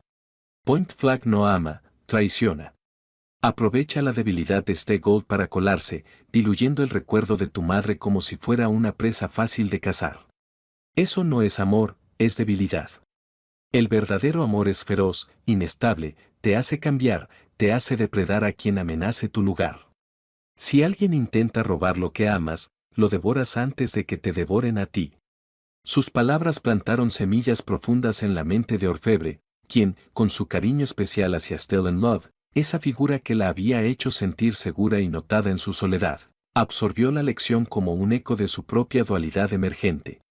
Ese amor no sano, posesivo y enfermo, se enraizó en ella, una devoción que exigía exclusividad absoluta, donde la inseguridad se transformaba en control obsesivo, y las rivalidades, como las que sentiría más tarde en la pista, activaban un instinto salvaje para devorar cualquier amenaza. Still in Love continuó, su voz ahora un susurro cargado de advertencia, como si estuviera revelando un secreto prohibido que solo las almas rotas podían comprender. Algún día amarás a alguien, Orfebre, continuó Still in Love, su expresión transformándose en una máscara de intensidad salvaje, los ojos brillando con un fervor que hacía que el aire se espesara. Dime, ¿quieres que ese alguien se quede contigo incluso cuando te vayas, que te rece cada segundo de su vida como a una diosa incuestionable? Entonces haz lo tuyo y solo tuyo. El amor no es un intercambio suave, es una conquista donde devoras el alma del otro para que no quede espacio para nadie más.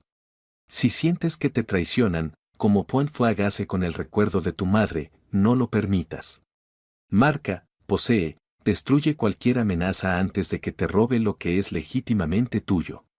Ese es el amor que perdura, feroz, inestable, eterno en su exclusividad, incluso en la muerte.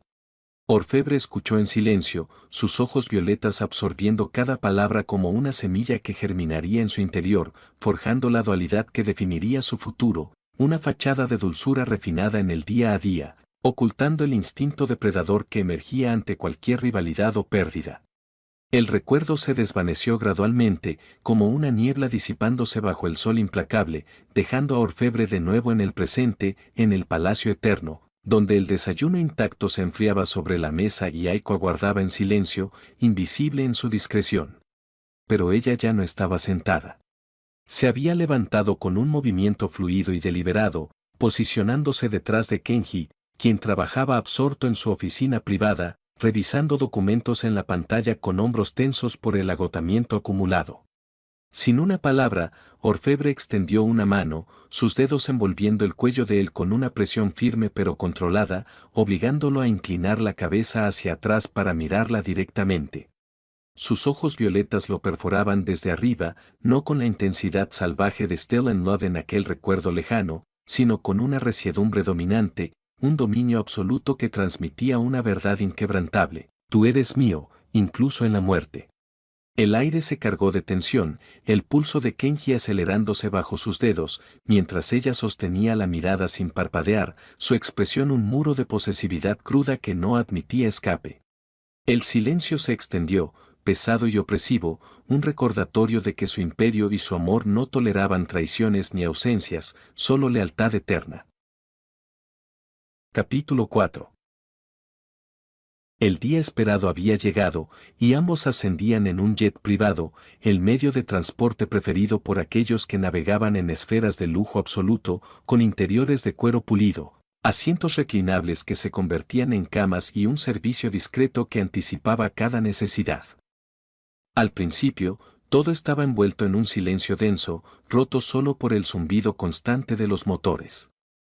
Kenji Arada dormía en su asiento, con la laptop equilibrada precariamente en su regazo, aún abierta en una hoja de cálculo llena de pendientes finales, contratos para la gala, agendas ajustadas y correos con inversores italianos. Su rostro, iluminado por la pantalla tenue, revelaba el agotamiento acumulado, ojeras profundas, líneas de tensión en la frente, un testimonio de las noches interrumpidas por demandas laborales y emocionales. Orfebre, sentada al otro lado del pasillo, miraba por la ventana ovalada hacia las nubes infinitas, su mente atrapada en ese recuerdo que tanto detestaba evocar. Odiaba recordar. Cada incursión en el pasado era como una grieta en su armadura, recordándole la vulnerabilidad que había forjado su obsesión por el control absoluto, el vacío dejado por Oriental Art, las lecciones distorsionadas de amor posesivo impartidas por Stellan Love. Todo ello se agitaba en su interior como una tormenta contenida, reforzando su convicción de que cualquier vínculo debía ser inquebrantable, incluso si eso significaba devorar al otro para mantenerlo cerca. Su mirada se desvió hacia Kenji, viéndolo tan indefenso en su sueño, con el pecho subiendo y bajando en un ritmo irregular. Algo en esa fragilidad la molestaba profundamente, un recordatorio de su propia dependencia disfrazada, pero al mismo tiempo la atraía con una satisfacción perversa, como si su debilidad validara su dominio. Se levantó con gracia deliberada, cruzando el pasillo silencioso para sentarse a su lado. Con un movimiento fluido, lo ajustó contra su hombro, haciendo que se recargara en ella como un peso familiar. Sus dedos trazaron una caricia ligera en su mejilla, las yemas rozando la piel con una ternura posesiva que contrastaba con su expresión impasible. Kenji reaccionó instintivamente en su sueño, acurrucándose más cerca, un gesto subconsciente que para Orfebre parecía la respuesta de un perrito bien educado, un lacayo leal, como solía referirse a él en momentos de desdén privado. Tenía que admitir que le encantaba verlo así, vulnerable, dependiente, un reflejo de su poder absoluto sobre él. En esos instantes, la obsesión mutua se disfrazaba de intimidad, un velo que ocultaba la toxicidad subyacente de su relación, donde el control se manifestaba en gestos que parecían afectuosos, pero eran, en esencia, reclamos de propiedad. El vuelo transcurrió en esa quietud relativa, y al aterrizar en el aeropuerto de Linate, un vehículo de lujo, un taxi ejecutivo negro, discreto pero equipado con todas las comodidades, los esperaba para llevarlos al hotel en el corazón de Milán. El trayecto fue breve, serpenteando por calles empedradas y avenidas bulliciosas, pero al llegar al establecimiento, un palacio moderno con fachadas neoclásicas y un lobby adornado con cristaleras que reflejaban la elegancia italiana, se encontraron con una multitud inesperada. Fans del país, alertados por rumores o publicaciones en redes, esperaban su llegada, admiradoras, adultos entusiastas y grupos de niños con ojos brillantes, sosteniendo carteles improvisados y regalos modestos. Orfebre descendió con su gracia regia, su expresión impasible ante la mayoría fría, distante, pasando de largo con un saludo mínimo o un gesto de cabeza que no invitaba a más interacción, manteniendo su aura de supremacía intocable. Los adultos recibían poco, una firma rápida si insistían, pero sin calidez, como si su atención fuera un privilegio escaso. Sin embargo, con los niños y niñas, esos pequeños que la miraban con admiración pura, se detenía brevemente, su fachada de tiranía suavizándose en un gesto controlado. Les concedía caricias ligeras en la cabeza o la mejilla, aceptaba sus regalos con una sonrisa tranquila que no llegaba a ser maternal ni exagerada, y firmaba sus cuadernos o gorras con una elegancia que los hacía sentir especiales. Era un contraste intrigante, uno que Kenji observaba en silencio, cargando las maletas mientras coordinaba con el personal del hotel para dispersar la multitud con cortesía. Para él, esa faceta de orfebre seguía siendo un enigma, una grieta en su armadura que no se atrevía a explorar, temiendo desatar tensiones mayores. Una vez dentro de la suite, con sus vistas panorámicas al domo y el aire perfumado de lavanda fresca, el ambiente se impregnaba de una calma aparente que contrastaba con la tensión latente entre ellos. Orfebre se acomodó en una silla de diseño minimalista, cruzando las piernas con elegancia deliberada, mientras examinaba el discurso preparado para la gala. Su pluma se movía con precisión quirúrgica sobre el papel, tachando frases que no capturaban su esencia tiránica o reorganizando párrafos para infundirles un tono más dominante, más suyo, un reflejo de su necesidad absoluta de control, incluso en las palabras que pronunciaría ante los inversores europeos. Kenji, por su parte, se veía ligeramente revitalizado por el descanso intermitente en el avión, aunque su cuerpo aún reclamaba un ritmo más lento, los hombros encorvados por el agotamiento persistente, los ojos pesados a pesar de la breve siesta. Se instaló en un escritorio cercano, desplegando los materiales del evento, agendas detalladas, listas de invitados clave y propuestas de patrocinios, para someterlos a su revisión. La escena transcurría en un silencio productivo, roto solo por el rasgar de la pluma de orfebre o el tecleo ocasional de Kenji, un ritual que subrayaba su codependencia, él anticipando sus demandas, ella dictando el curso con autoridad implícita. Después de un rato, Orfebre dejó el discurso a un lado con un gesto satisfecho, su mirada violeta posándose en él con una intensidad que mezclaba expectativa y posesión. He terminado con esto, anunció, su voz un hilo de acero envuelto en seda. Ahora, saldremos a cenar. Hay un restaurante que quiero probar esta noche. Será una oportunidad para desconectar antes de la gala. Kenji levantó la vista, reconociendo el subtexto. No era una sugerencia, sino una cita disfrazada, una obligación disfrazada de plan compartido donde su presencia era impuesta, independientemente de su deseo o fatiga. Antes de que pudiera responder, su teléfono vibró con insistencia, reclamando su atención. Contestó con profesionalismo, su expresión tensándose al oír la voz del organizador del evento, una solicitud urgente de apoyo para una revisión preliminar de logística y protocolos de seguridad, algo que no podía delegar si querían asegurar un debut impecable para Orfebre en el circuito europeo. Colgó y se volvió hacia ella, eligiendo sus palabras con cautela. Era del equipo de la gala. Necesitan que vaya ahora para confirmar algunos detalles finales. No debería tardar más de un par de horas. Orfebre frunció el ceño, su postura rígida revelando su desagrado inmediato, no por el trabajo en sí, sino por la interrupción que amenazaba su control sobre su tiempo y atención.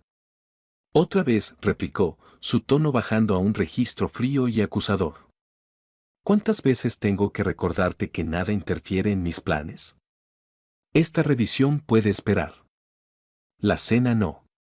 Kenji se acercó con paso medido, intentando calmarla con una voz conciliadora pero firme, sabiendo que confrontarla directamente solo escalaría la tensión. Lo entiendo, Orfebre-san, pero es estratégico. Si no lo manejo ahora, podría complicar todo mañana. Solo es un rato, estaré de vuelta antes de lo que piensas. Sabes que priorizo lo que te beneficia. Ella lo miró con ojos entrecerrados, su irritación creciendo como una tormenta contenida, pero al final cedió con una condición innegociable, su voz un mandato disfrazado de concesión. Bien, ve. Pero regresa antes de las 6. La cena está programada, y no aceptaré excusas. Si llegas tarde, no solo me decepcionas, me obligas a cuestionar tu lealtad. ¿Entendido? Kenji asintió, reconociendo que no había margen para negociación, y se marchó con una promesa apresurada, dejando la suite envuelta en un silencio cargado. Al llegar al Palacio Reale, se sumergió inmediatamente en las tareas solicitadas, revisó los protocolos de seguridad con el equipo de eventos, ajustó las disposiciones para la llegada de Orfebre, asegurando accesos VIP exclusivos y un itinerario impecable que minimizara cualquier exposición innecesaria, y coordinó con los técnicos para que el escenario destacara su presencia como la figura central de la noche.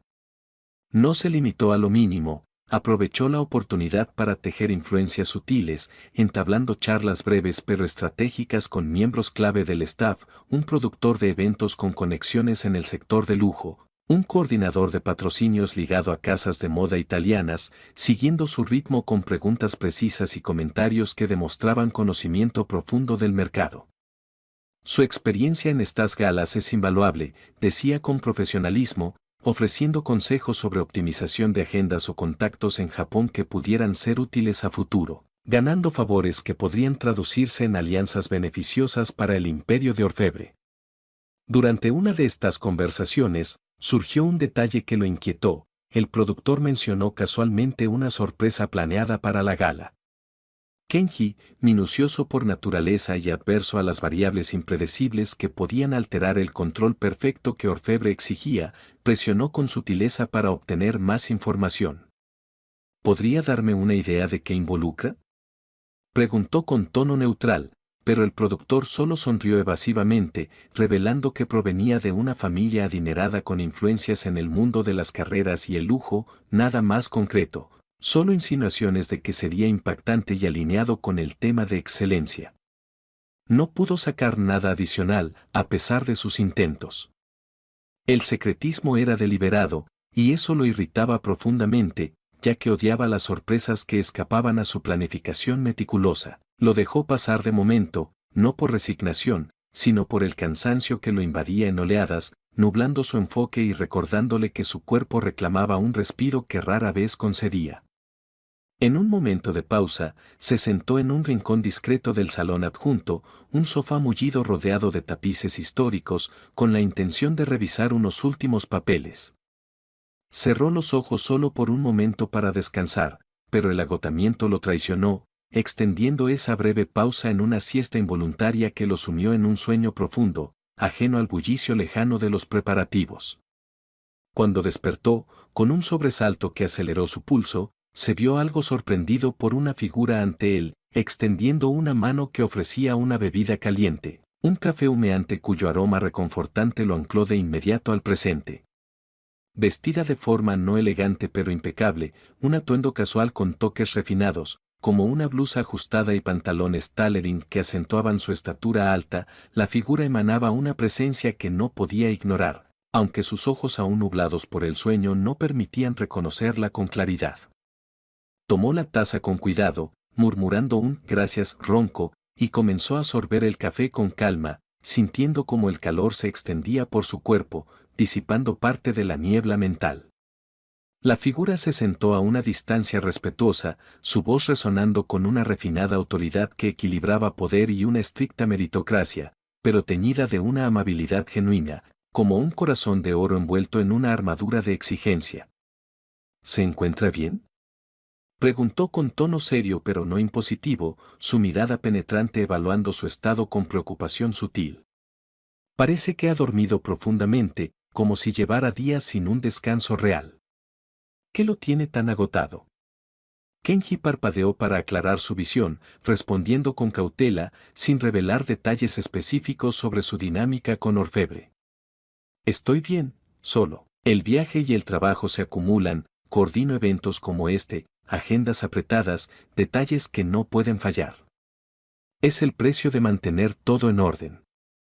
Ella inclinó la cabeza, su expresión estricta pero comprensiva, como si valorara el esfuerzo genuino sobre las excusas. Entiendo. El mérito se gana con dedicación, pero incluso los más fuertes necesitan reconocer sus límites. Si no se cuida, ¿cómo espera rendir al máximo? He visto a muchos colapsar por ignorar eso, no por debilidad, sino por falta de disciplina en el autocuidado. La charla fluyó con una comodidad inesperada, Ella hablando con una elegancia poderosa que imponía respeto sin intimidar, enfatizando valores meritocráticos como el éxito no se regala, se conquista con rigor, pero siempre con un toque amable que invitaba a la reflexión. Preguntó sobre su rol en eventos de lujo, escuchando con atención genuina, y compartió anécdotas breves sobre la importancia de equilibrar ambición con recuperación, su voz firme pero alentadora. Kenji se abrió lo suficiente para admitir que a veces el ritmo es implacable, pero es lo que se necesita para no fallar a quienes dependen de ti, sin entrar en detalles personales. La conversación se sentía refrescante, un contraste con su rutina habitual, hasta que miró su reloj y se dio cuenta de la hora. Se levantó apresuradamente, agradeciéndole con sinceridad. Ha sido un placer charlar, pero debo irme. Gracias por el café y, por el consejo. Ella sonrió con calidez contenida, despidiéndose con un gesto de cabeza elegante, y se alejó, dejando a Kenji solo con el eco de sus palabras y una sensación de intriga persistente. Corrió para llegar a tiempo, el corazón latiéndole con fuerza en el pecho mientras atravesaba las calles empedradas de Milán, el sol vespertino tiñendo el cielo de tonos anaranjados que contrastaban con su creciente ansiedad. La charla cómoda con la figura misteriosa, esa presencia refinada y poderosa que lo había dejado con un eco de amabilidad inesperada, se desvanecía en su mente, reemplazada por el temor a la reacción de Orfebre. Sabía que cada minuto de retraso era una afrenta a su control absoluto, un recordatorio de que su lealtad debía ser inquebrantable, y aunque la sorpresa del evento aún rondaba sus pensamientos, esa insinuación de algo impredecible de una familia adinerada que lo inquietaba por su falta de detalles, no podía permitirse divagar.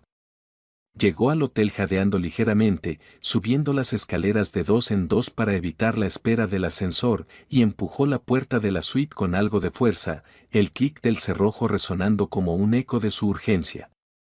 Allí estaba Orfebre, sentada en el borde de la cama, mirando directamente a la puerta con una expresión impasible que ocultaba la molestia bullendo debajo, sus ojos violetas fríos, los labios apretados en una línea fina, como si hubiera estado esperando ese momento exacto para medir su fracaso. Kenji entró, cerrando la puerta detrás de él con un gesto más suave, intentando justificar su llegada tardía antes de que el silencio se convirtiera en acusación. Orfebre-san, lo siento, comenzó, su voz entrecortada por el aliento agitado, acercándose con cautela. La reunión se extendió más de lo previsto, hubo complicaciones con los protocolos de seguridad, y luego surgió algo inesperado que...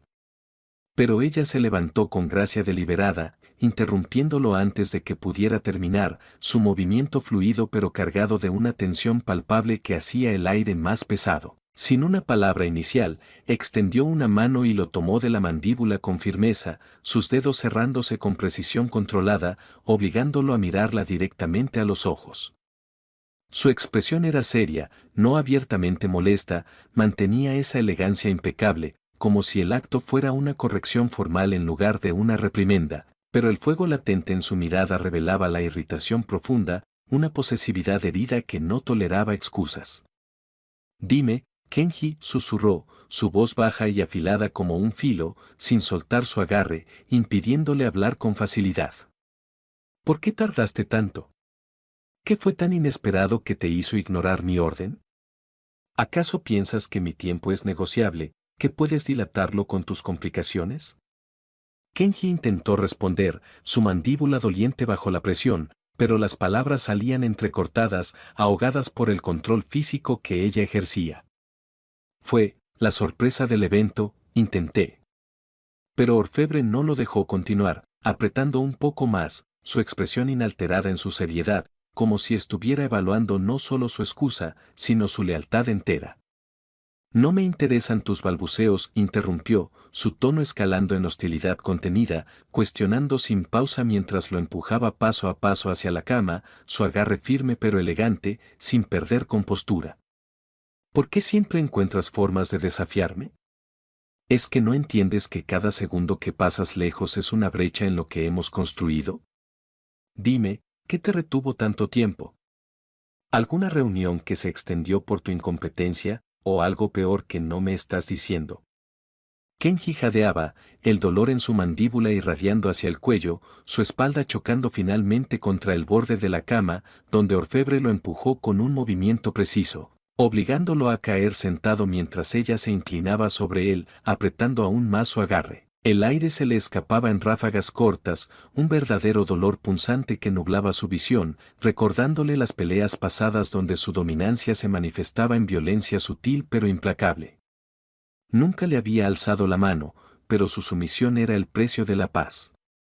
Intentó hablar de nuevo, murmurar sobre la sorpresa del evento, esa insinuación de una familia adinerada que podría complicarlo todo, pero el agarre lo silenciaba, el dolor impidiéndole articular más que gemidos ahogados. Orfebre lo miró con desdén profundo, su irritación ahora evidente en el brillo feroz de sus ojos, cuestionando su valor como lacayo, como propiedad, hasta que pareció satisfecha con su rendición visible, el cuerpo de él temblando, los ojos suplicantes. Solo entonces lo soltó, retrocediendo un paso con elegancia intacta, dejando que el aire regresara a sus pulmones en jadeos dolorosos. El drama colgaba en el aire como una niebla espesa, un recordatorio crudo de su dinámica podrida, donde el amor se manifestaba en control y castigo, no en comprensión. Kenji se frotó la mandíbula, el dolor persistente como un eco de su error, pero no dijo nada sobre la sorpresa, ella no lo había dejado, y el sufrimiento no se lo permitía. Orfebre se giró hacia la ventana, su voz fría rompiendo el silencio. Prepárate para la cena y no me hagas esperar de nuevo. Kenji se levantó con movimientos rígidos, el cuerpo protestando por el abuso, y obedeció en silencio, ajustando su ropa con manos temblorosas mientras ella lo observaba con esa mirada que lo reducía a una extensión de su voluntad. La cena pendiente se cernía como una obligación disfrazada de intimidad, un ritual que enmascaraba la fractura creciente entre ellos, él, cada vez más consciente de las grietas en su lealtad, ella, aferrándose con uñas y dientes a su posesión absoluta. En ese momento, el palacio real y su sorpresa oculta parecían un presagio distante, pero el verdadero abismo yacía en el espacio entre sus cuerpos, un vacío que ninguno podía llenar con algo tan simple como palabras o toques. La noche se extendía ante ellos, prometiendo más conquistas, pero también más sombras. Y así termina el video de hoy. No se olviden de suscribirse y darle like al video, así le llega a más personas. Y recuerden que también pueden pasarse por mi Patreon, donde podrán encontrar todos los fics del canal mucho más adelantados. Ahora sí, hasta la próxima.